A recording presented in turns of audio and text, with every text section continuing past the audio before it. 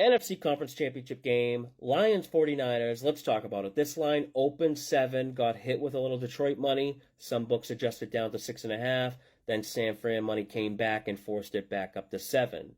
No matter who you're betting on, your goal should be to get on the right side of 7. What this means is if you want to bet Detroit, your goal should be to try to get plus 7.5 at minus 120 or cheaper. If you want to bet San Fran, then minus 6.5 at minus 120 or cheaper is what you want to do.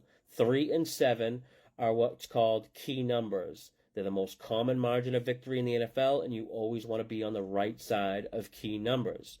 When looking at this matchup, the first thing I notice is the Niners' number 1 overall passing offense versus the second worst overall pass defense of Detroit.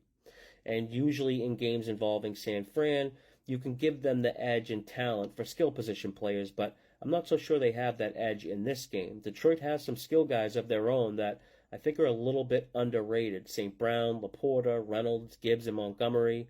Compared to the Niners, it's probably pretty close, but if you take away Deebo Samuel, which would be an enormous loss. Without Deebo, I think the Lions actually have the better skill players. Deebo is such a big impact player.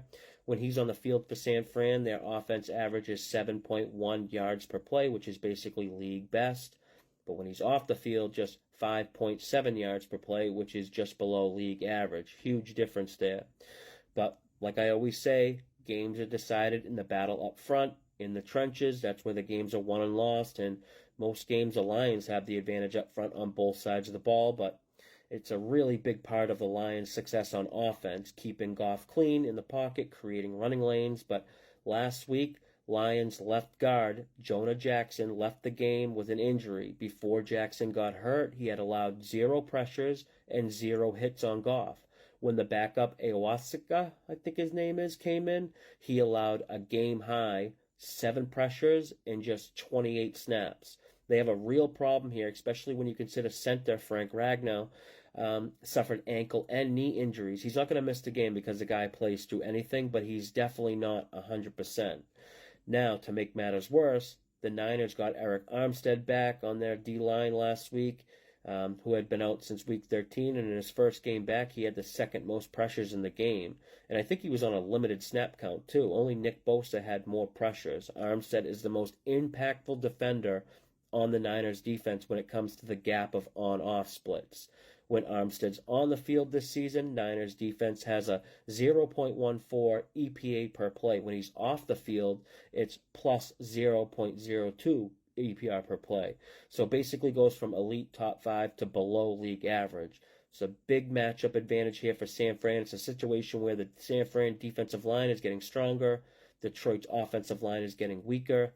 Based on this matchup, there's a player prop I love. I posted it and talked about it, why I like it in the Discord community. Besides that, another thing is Jared Goff is awful when facing pressure up the middle. Of course, no quarterback is great when facing pressure, but Goff's numbers drop off a cliff compared to a clean pocket when he's faced with pressure. He's just not a mobile quarterback and gets happy feet when the pocket collapses. There's just no way I can bet Detroit.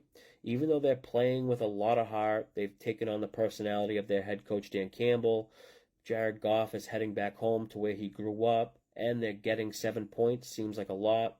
What I can't get over is all the bounces and breaks this Detroit defense has gone their way in order to get to this point. I talked about hidden points already in last week's preview, but it should be very obvious this defense is actually worse than what they rank.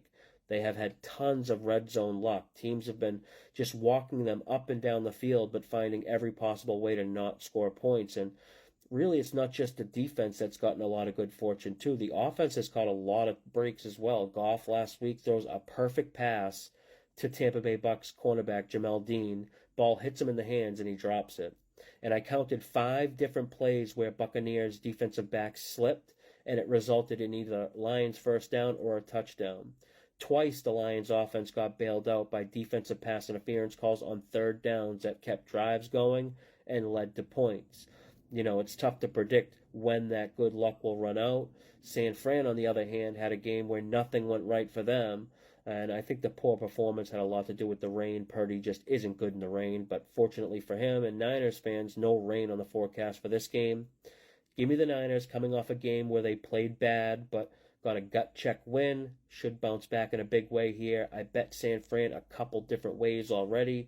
Posted them in the Discord community. If you want to check out all my bets, join the Betting Network Discord. We got Super Bowl coming up. During the last 3 Super Bowls, I'm up 75 units combined on props alone. So members and myself really looking forward to Super Bowl week and all the props. Hope to see some of you in there. Until next time, good luck with your bets.